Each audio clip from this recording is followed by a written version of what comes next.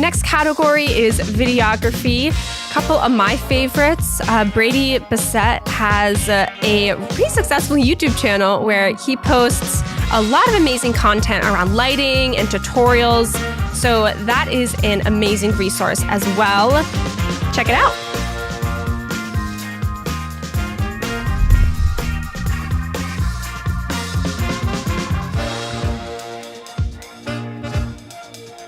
My name is Brady Bissett. I'm a cinematographer and DP. I was born and raised in Burlington, Vermont, and I'm really excited to be part of Evolve's team and share my knowledge in cinematography with all you aspiring creatives. I hope you learned something from this video, and I really look forward to seeing all of your work shared in our community.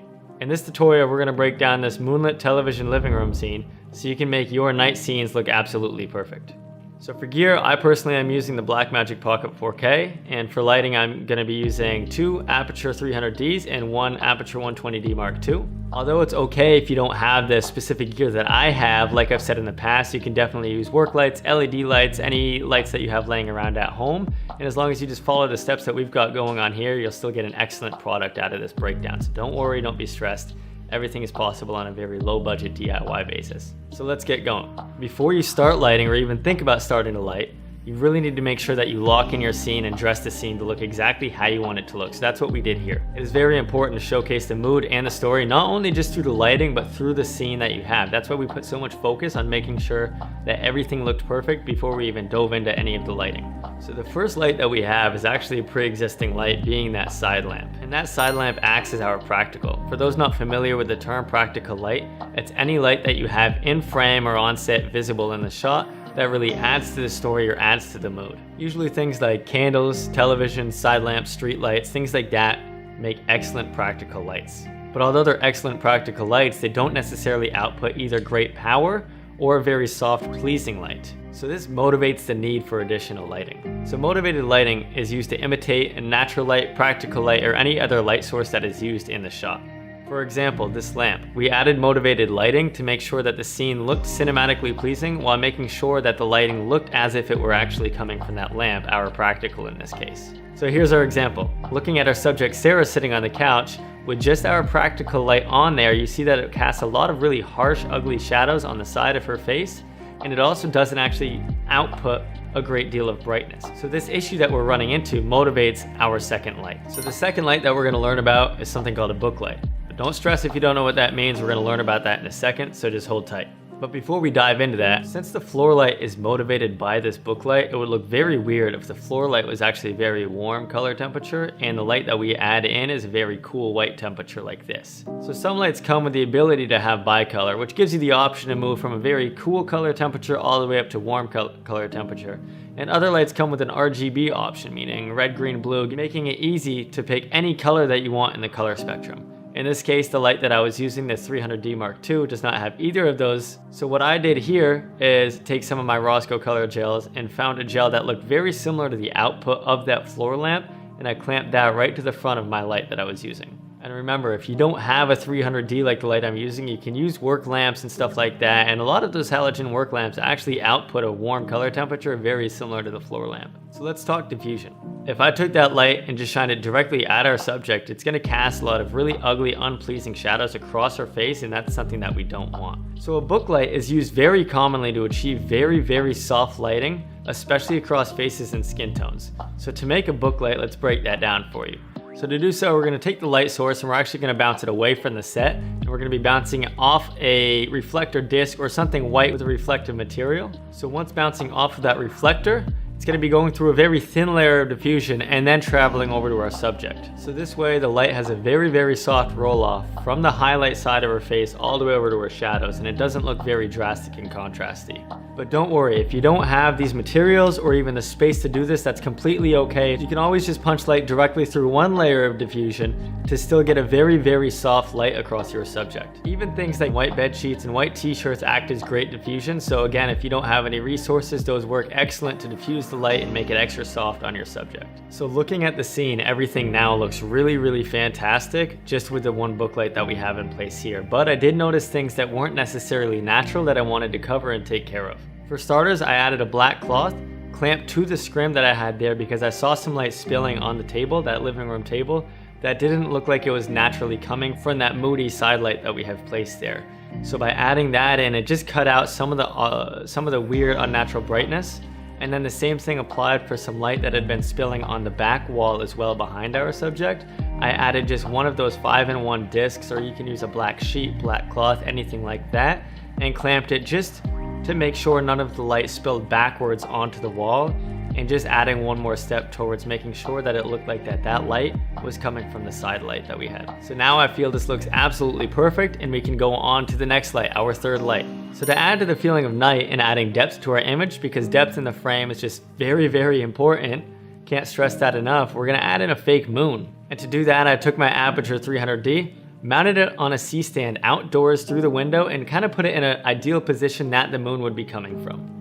So this serves a few different purposes. So the main purpose is it being motivated by the moon. Again, we're touching on motivated lighting.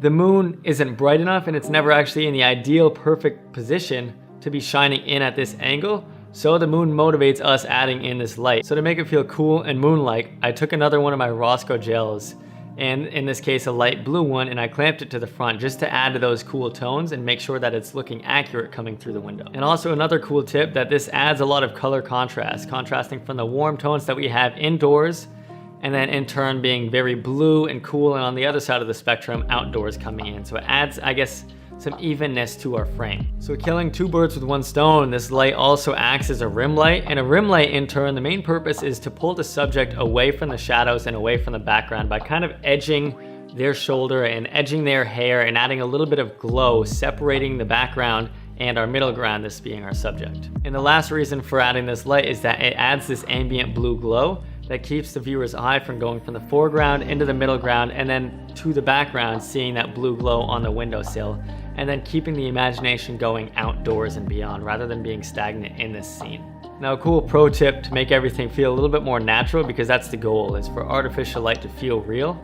I took a branch off of a tree and I mounted that to a C-stand that I actually placed in front of the window, so when the light passed through it, it added a little bit of shadow and texture, like there was a tree outside of the window that the moon was passing through, casting those shadows right on that windowsill that you see there. Now, this definitely isn't anything that's necessary, but it just adds one more pop of character, and that's just something that I always try to do in every frame, is add a little bit more realism like this tree. Our last light is a super fun one, and I think even my favorite. So this is going to be another motivated light source imitating a television that is not actually in the frame. We had no TV on set here. The purpose of doing this is just to add to the story of Sarah, our wonderful talent, sitting there watching TV in the moonlight in our cozy little living room. So I figured a TV would be an excellent touch to the room. So here's how we did it. So in my case, I used an Aputure 120D because it just so conveniently has a television setting that fluctuates the power output to make it look like our viewers watching television.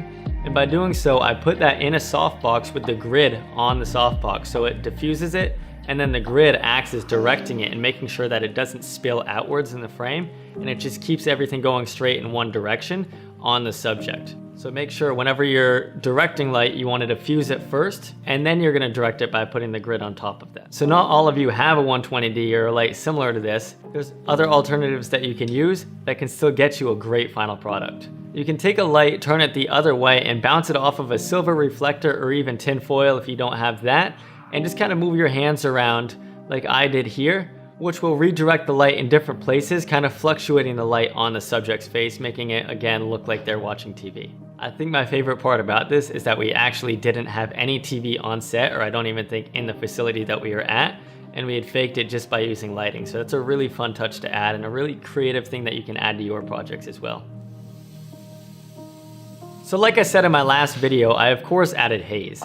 Haze does a great job of adding character, adding a little bit of atmosphere, and then of course accenting the light as it comes through. Light beams, hard light does a great job cutting through the haze and showing those lines and adding a little bit more character to your film. So let's go ahead and take a look at the lights that we added one by one.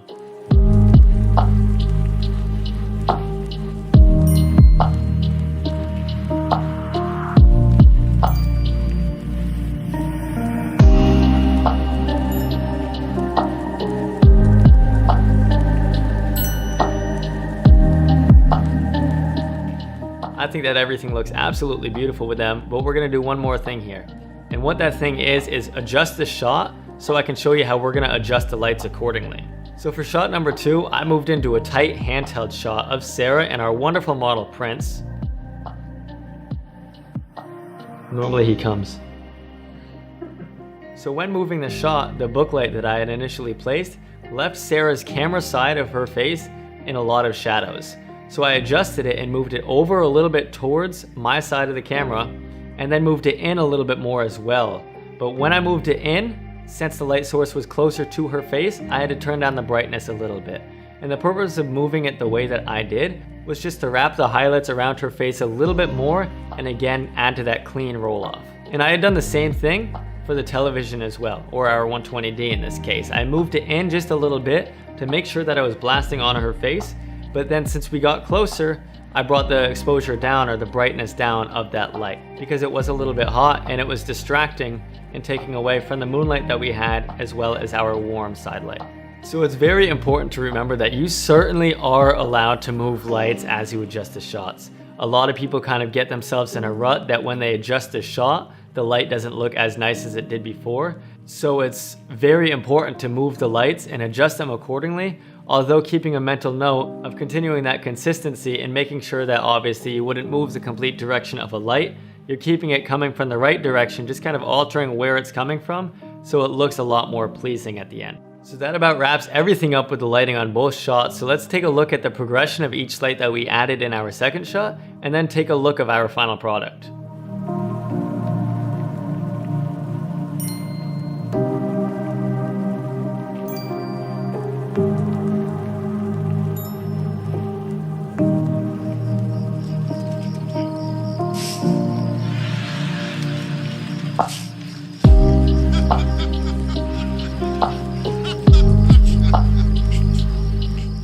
So there you have it.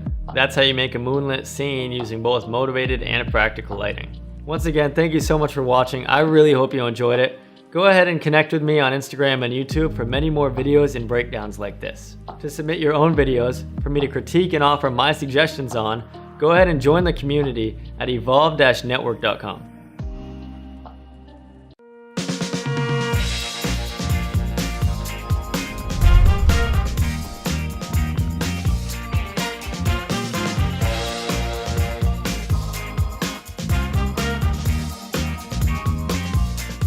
Welcome back to another Evolve podcast. We have another amazing guest on with us today. Luke Asper's with us. Luke, how are you? I'm good. Good, awesome. Staying safe. Good. Yeah, where are you located right now? So we're in Dallas, Texas, or DFW. Awesome. Hopefully you're staying safe down there. I know there's quite a bit more cases down there than Vermont right now. Texas is a pretty big place, though. So that's true. You got lots of space, so that's okay. So tell us a little bit about yourself and what you do. First of all, I'm a twin. Me too. I'm an identical mirror twin. Me too. Really? Yeah. I've never met another identical. Well, maybe I have. They're very rare. That's nice. Wow. What are the odds? That's crazy. Yeah. So identical mirror twin. My brother also does video production in Florida. Awesome. He has his own thing out there. And so I started in the church world growing up, from literally being out of elementary school to needing something to do. And so kind of just fell into helping out, making videos and editing, then turned into a part-time job through high school, then turned into a full-time job after high school. Didn't go to college. Well, tried to go to college. I went for some basics and stuff, but then school's not for me. So I just stick to making videos. Did that for 4 years. And then in 2016, started my own video production company. And so that's what I do now, photo, video, mainly focusing on video. So. Awesome. I know you just touched on this a little bit, but if you want to give more detail, that would be great. How did you get started and ultimately end up with owning your own studio as you do now? So in high school, we were doing video production stuff, helping out, church camps, church events, and let's see. I have to remember how it started. Always like recorded stuff. Even when we were little, making little music videos on the, camera that you actually had to have a tape inside of it and stuff. The only way we would edit is, record, stop recording, next scene, record, like editing that type of way. So always kind of did that growing up. And then when, the church needed some help, they're like, oh, hey, we're growing, the, children's department is now growing. So you want to help make the videos? It's like, oh yeah, of course. So learned along that way, then got hired to do students. I got hired as an editor, video editor, and then the departments kind of split off. So then I became the media coordinator who did shooting, editing, photos, graphics, did all those things right off the bat. So I got hired to do editing, and then it was like, just kidding, you're over all of it now. You have to do all these things. So I had to, learn on the job to do it. So, there's a lot of people there at the church that knew a lot and came from the film industry. So I was able to ask questions and, learn while doing it. YouTube was my best friend. Out everything through all that. And then just in the 4 years, so just learned how to do video on my own, self-taught.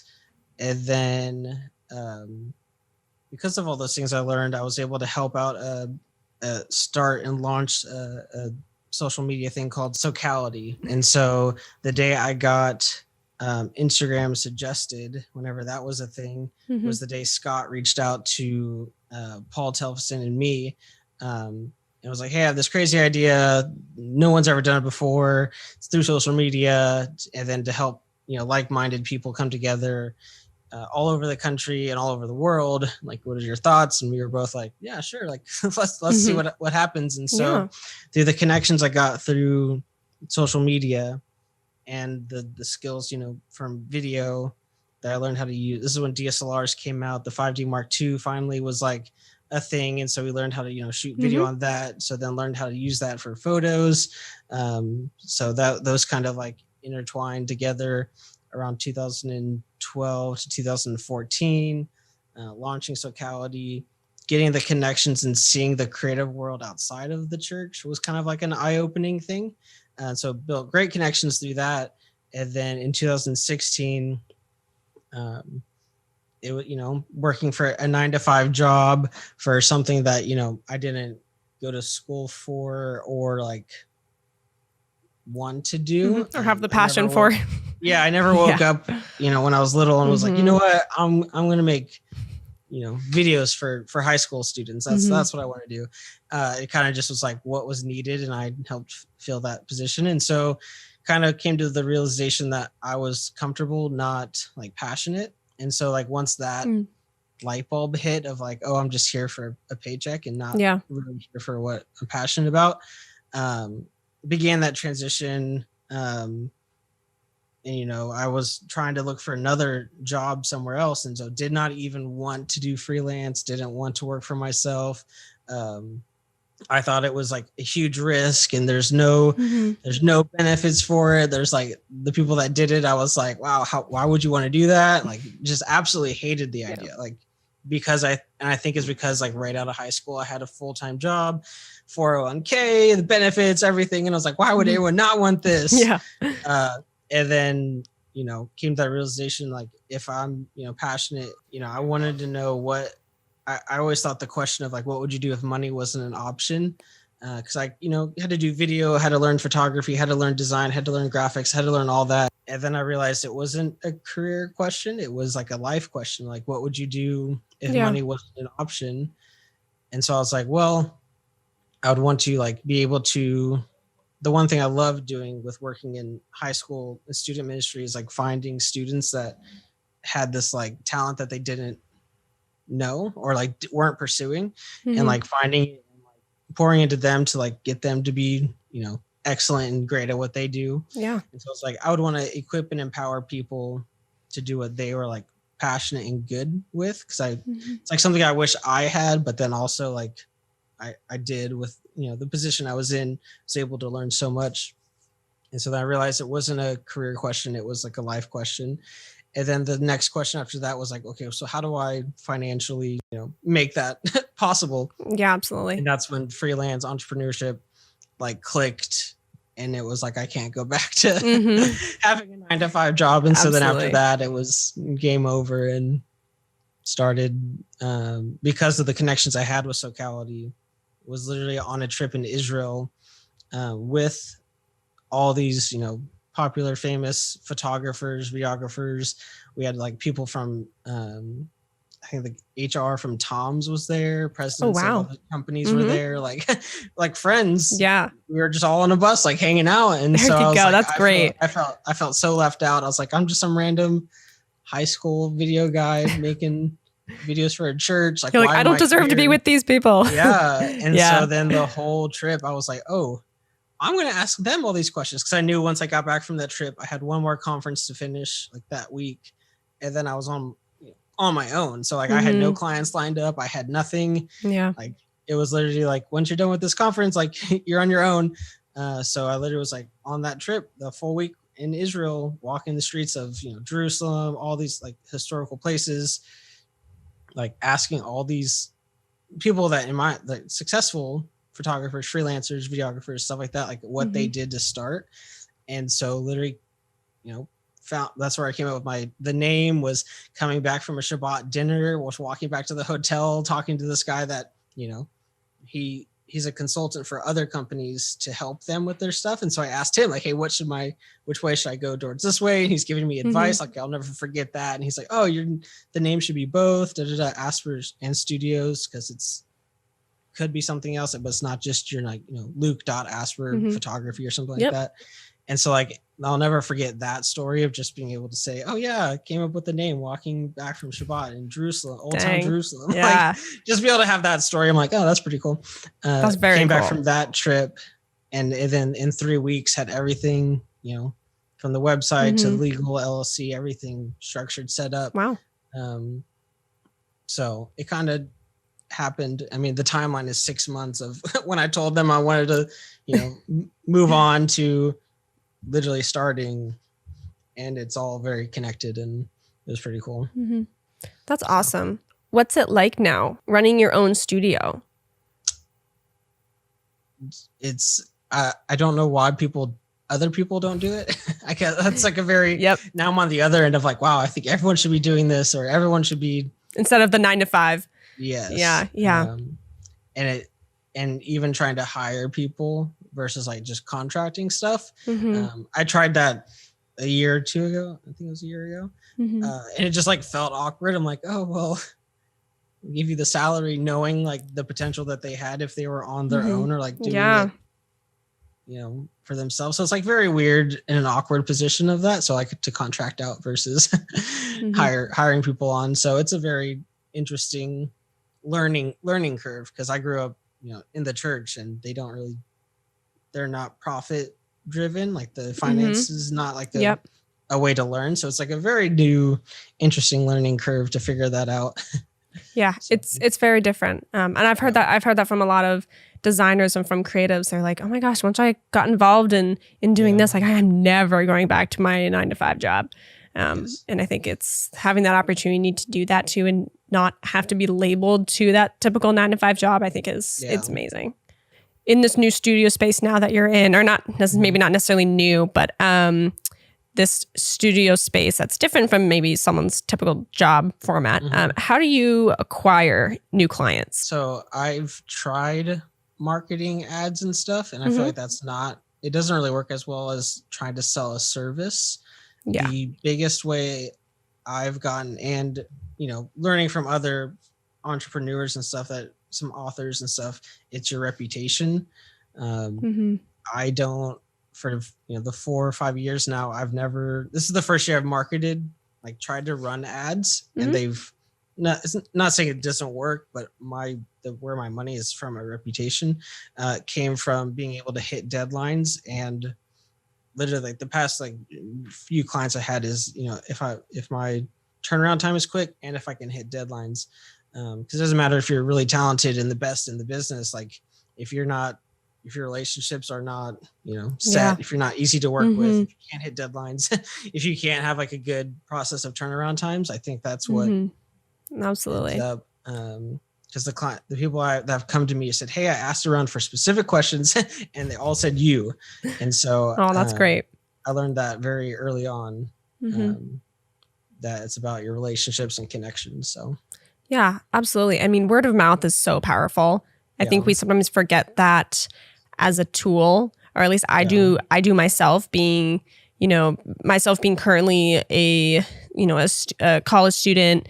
We're so online based too that I forget that like just word of mouth and the power of people's opinions and people's reviews is really, really important. Yeah. But yeah, getting things in on time, fast turnaround time is what clients want for sure. So that's great that you have those good reviews, and that's, shows your hard work too. So building off of the what you said about clients and what you value for your work, what kinds of clients do you get and what projects do you work on? My first client from the first day that I didn't have a job was an author. So I've worked with some authors on getting video content to their new book releases, to then course type work. I've done a couple conferences. So, I mean, it's a very broad question because I've done so many different things. So it's hard to say no to things because it's always like, oh, that's new. Let's do it.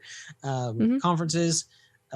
Last year I focused on coursework. So I did a few people's courses, but then COVID happened. And so, everyone got locked in, and because of all that stuff, like it's normal. For 4 years, I've always worked from home. So it was like nothing changed for me. I was like, I totally get that. Nothing really changed, but most people went to online, which was great. If you were, if there's another lockdown, people that work in marketing, it's sadly going to be really good for them. So it is. This year it was online YouTube content. So some ministries decided to go take all their stuff online. So that kind of took a bulk of my work for this year, which is great, because it's literally what I've done in the past, but then now able to turn that stuff online, which I just think anyone should be doing that. No matter what you do, absolutely. You need to be having a presence or an online presence that you're being able to stream. Which of those projects that you've been mentioning have been your favorite, and why? And then maybe which have been more challenging than you initially thought? The more challenging ones is the ones that had a contract this year, and then because everything got shut down, that contract kind of just doesn't exist anymore. Yeah. So trying to figure out, I mean, it's a very specific, that's what's, this year has been the struggling of how to adjust contracts to, fit a global pandemic. So that's what's frustrating this year. So, but the ones, I was telling this to someone yesterday that I was potentially getting a gig for, as the ones that I enjoy are the ones where the client comes and doesn't have something that they just want to copy. It's just very not creative when they're like, oh, here, copy this video exactly. Like we want this. They're like, I want this exact thing and don't let me down. Yeah. Yes. And then, or it's like hey, we have a whole bunch of B-roll. Can you make something happen? And it's just like, well, I didn't shoot it. So I'm going to have to go look through all the footage. Yeah. And you have to spend hours just like sorting through your footage to then trying to match your expectations to what you think is possible. Yeah. That's so hard. So those are the ones I do not enjoy. The ones I enjoy are the ones, and what's happening now is more like passion projects of just like, let's go test out and see what we can do. Trying to rebuild a portfolio of like stuff I actually want versus just the, I don't want to say boring, the stuff that's paid the bills that I won't promote / can't, because people have to pay for those things. So I can't really promote that stuff on my website and stuff. So having creative freedom, I guess, would be the easiest thing to say that are my favorite ones. Doesn't really matter what type of project it is, as long as it's not, hey, go copy this. I think that a balance of having guidelines from the client, and then also, here's creative freedom. I think it's good. Yeah, and inspiration is good, but it's also, I think you as a creator too, of course, like that creative freedom is really, really valued. With that in mind, what skills do you believe are really essential to have in your field of work? Humility. Yeah. I've gotten gigs because people have said, we talked to other videographers and most of them are very arrogant and try to push their own like terms. And so, I don't know, they were just like saying, hey, like you're easier to work with. It goes back to the relationship part of building clients. If you're great to work with, then it doesn't, I think clients would rather work with you than try to pull teeth with someone else that's, probably really good. But if you're not good to work with, then that at the end of the day will say more about if they're going to work with you or not. That relational aspect is huge. And not just, in you looking at, does their photography, does their style like match up with what with they want as a client? But if you're going to be difficult to work with as a human being, then obviously it doesn't really matter how good you are at that point, because it's networking and it's communicating effectively and relational for sure. Yeah. Yeah.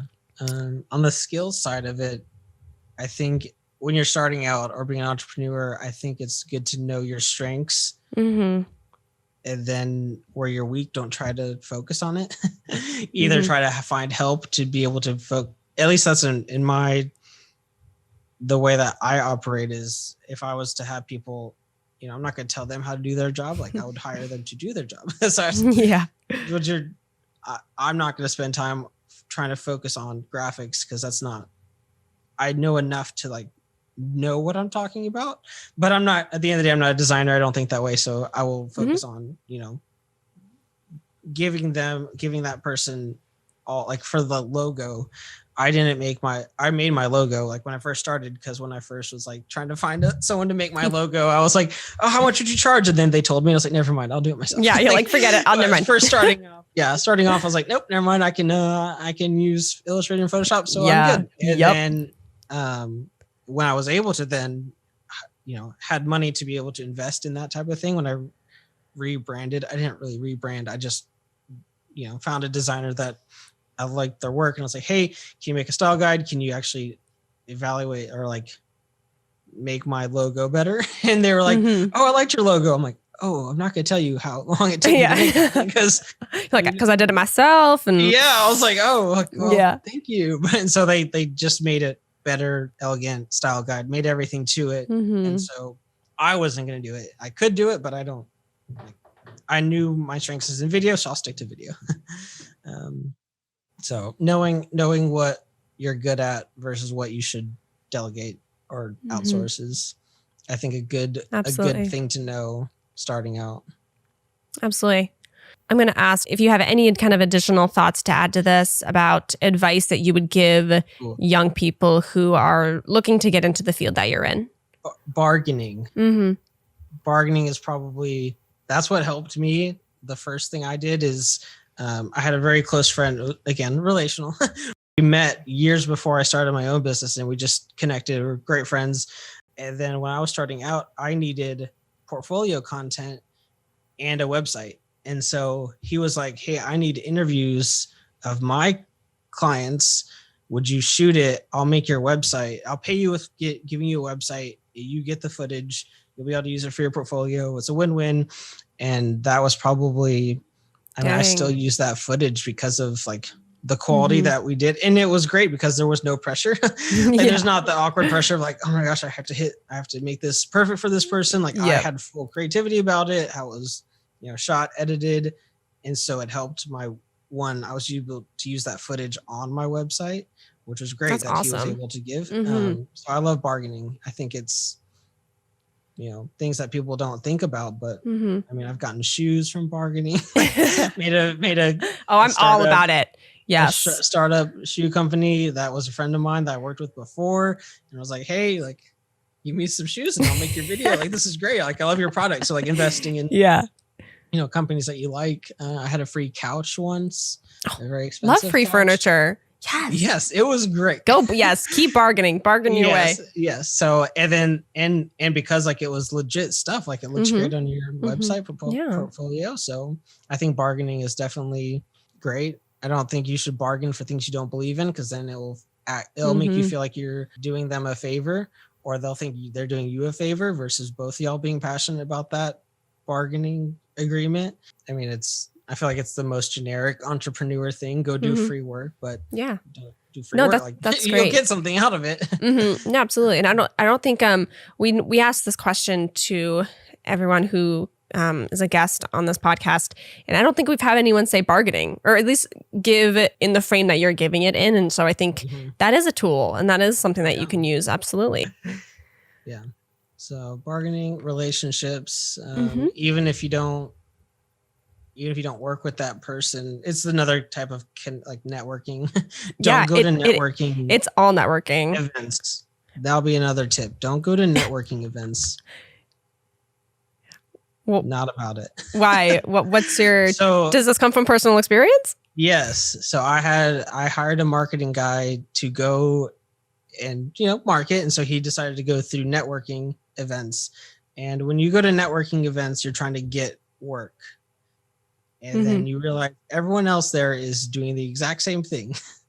They're not there to find talent. They're there to do the exact same of get work. And so nothing worked. It didn't know none of the events. And then there's even like networking events that charge you to go to them. The most networking I got is from like either like a conference, or when Instameets was a thing, like the actual events that weren't networking, but just like meeting the right people in the right space. Like I think networking can happen at any social gathering, if it's just like a professional, workplace gathering. I don't think it doesn't have to just happen at a networking event.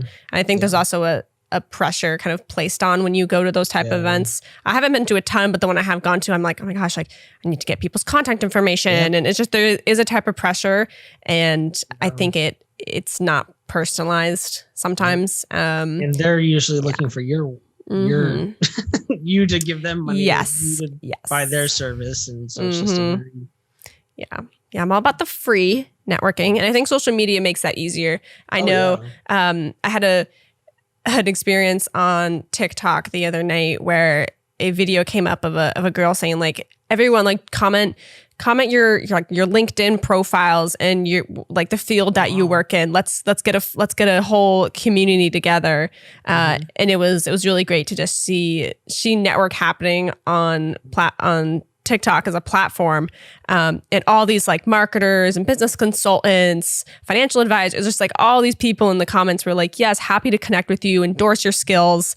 And that was really cool to see. I'm like, wow, it's just like we're at a new level of like what networking is, especially lately with, the pandemic that we're still very much in.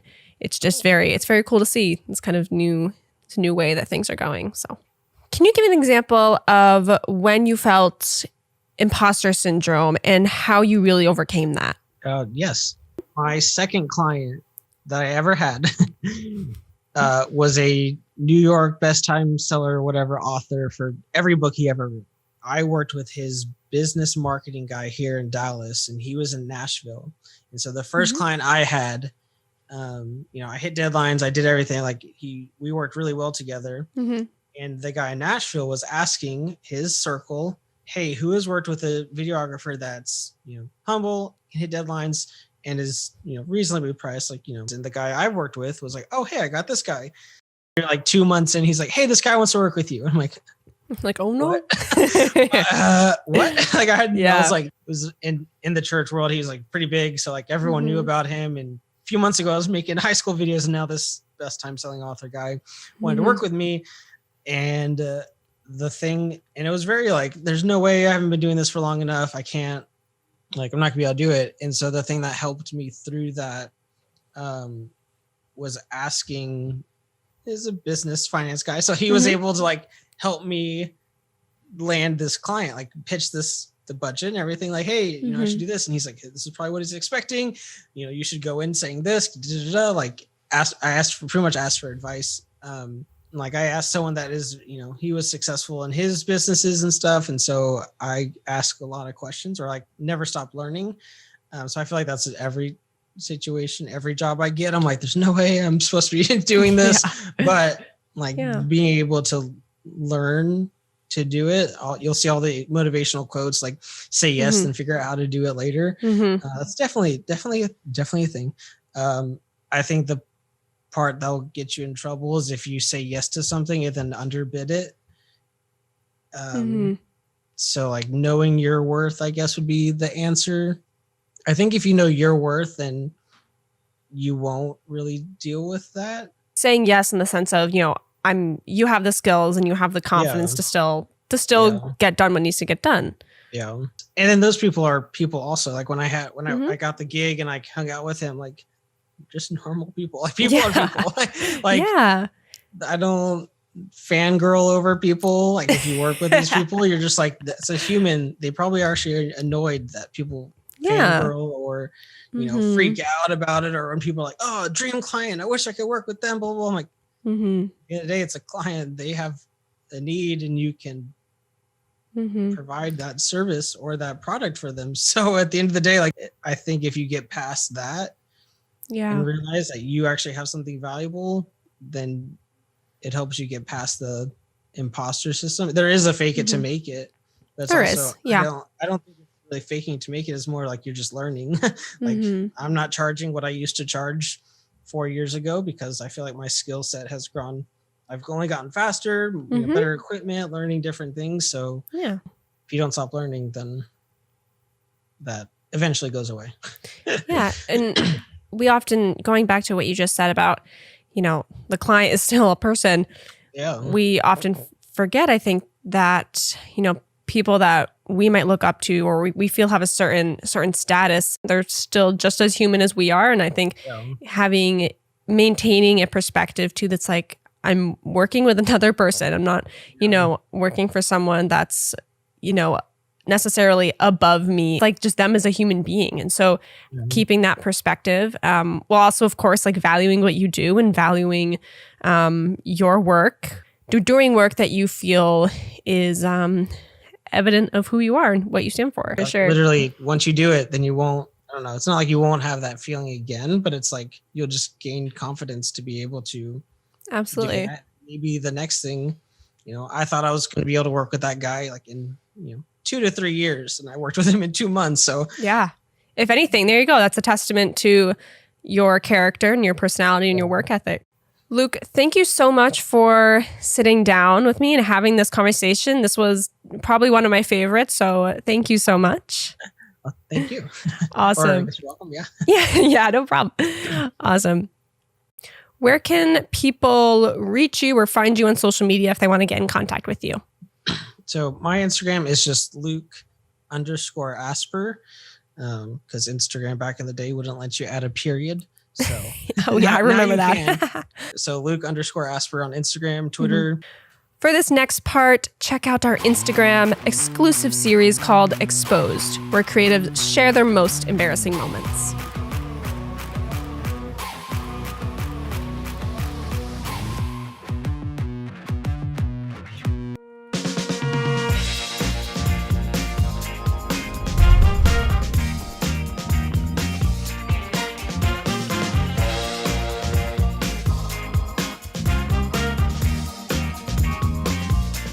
So as we were watching those videos, a couple things changed. As you can see, we've got a new guest. This is Prince. He's the sweetest boy when it comes with us on the couch. And also, we fixed our balloons so that it stops saying SOS. So you can see the little, that's what we did during that. Instead of SOS, which again does probably adequately describe 2020, we have back 2021. Those were some amazing interviews. I especially enjoyed Brady's breakdown of lighting and just all the tips and tricks that he provided. He has a really great perspective, and on his YouTube channel, he really dives into even more amazing like lighting tips and photography and equipment that he uses. So I would encourage you to check him out as well. And just thank you everyone for your time and your perspective and the experience that you have provided and graciously shared with us. It's been great just hearing other people's perspectives. So now we're just going to take one last little break. And when we get back, we're going to talk about our New Year's resolutions. And our goals for this upcoming year. And then we're going to do our countdown. Let's go. We'll be right back. See you soon.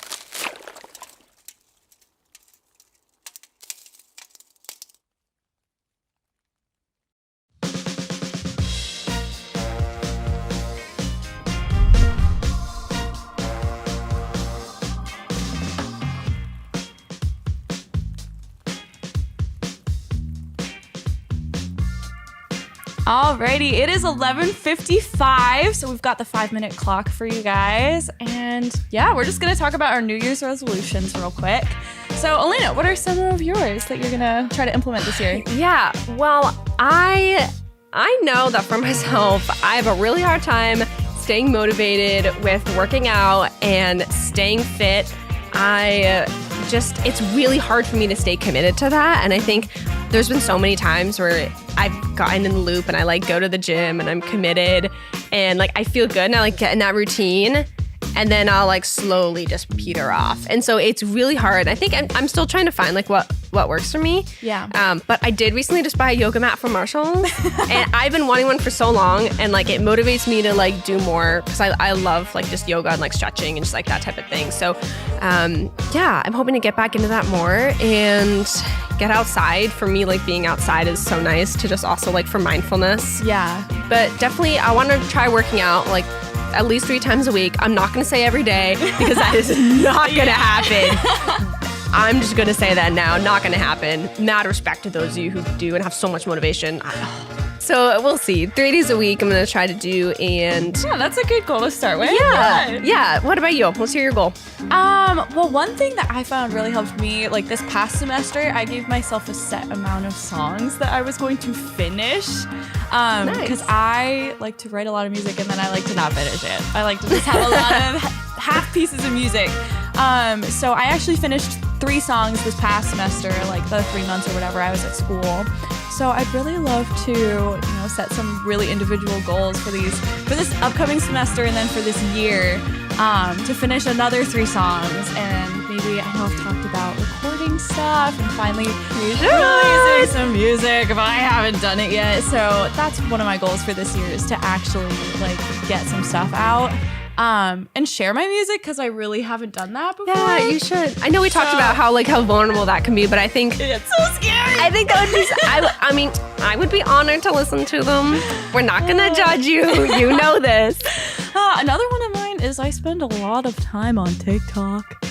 So I don't. You're not alone. You're out there. I see you guys. We spend a lot of time on TikTok some days, especially during quarantine. It's 15 minutes to screen time, an hour and a half. Yeah. Oh my gosh. So I think this year, just being more mindful about how much time I'm spending on my phone, and I've already set limits. I need to be better about actually following the limits. There you go. But those are some of my goals for this upcoming year. Great. Yeah, I think we should all set I think screen time, like I know on iPhones you can set screen time limits, and Yeah. I think that's a great way to like just stay accountable, and not only to like yourself, but to like your motivation and your productivity, because like I have to do that when I'm working. I have to set my phone like literally behind me so I don't see it. And I think, you know, as we go into this new year, let's be productive. Let's have this, you know, new mindset. And I know people say like new you, new goals, but like, let's do it. Like, you know, like you can be the best version of you. I know that sounds so stereotypical. It's like what they show at the gym, right? It's like, welcome to the best version of you. But really, I think now if anything is the time to do that. I mean, a lot of people are at home, working from home, and we have this chance to like change up our routine. And I think Yeah, like, and we can do We that. actually have a challenge for you guys. Yes. It's to spend 10 minutes every day doing something new, and to spend 10 minutes every day Practicing doing that. something creative. Yes. Yeah, spend 10 minutes practicing that, as well as 10 minutes of learning a new skill. So I think that when you incorporate this, at the end of the year, you'll have 122 hours where you learned and practiced this new skill. And I think like it comes up to 5 total days, which is pretty crazy. We got 30 seconds on the clock. Ah, so exciting! But thank you so much for being here and doing this with me. This was really exciting. And of thank you, course. Prince. You're beautiful. You're so beautiful. This was really fun. It was so And fun. I'm excited. We got 15 seconds. We are going to ring in this new year. Here we go. Bye 2020. 10, 9, 8, 7, 6, 5, 4, 3, 2, 1. Happy New Year! We made it! Yay, good job! Thank you guys so much for watching. Thank you for tuning in these last hours. These have been great. I hope you have an amazing, amazing new year. And let's do this year. 2020 behind us. Let's keep We going made it. forward. Bye.